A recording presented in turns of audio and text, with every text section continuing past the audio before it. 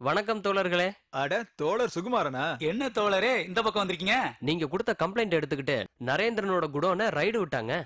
உங்க 2 பேரையும் கமிஷனர் ஒரு தடவை பார்க்கணும்னு சொல்றாரு. உடனே கூட்டிட்டு வான்னு சொல்லி என்ன அமிச்சாரு.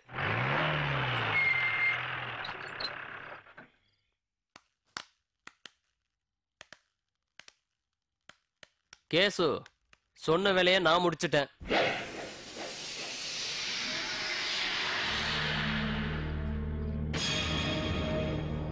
சுகுமாரா, எங்களை இப்படி ஏமாத்திட்டீடா.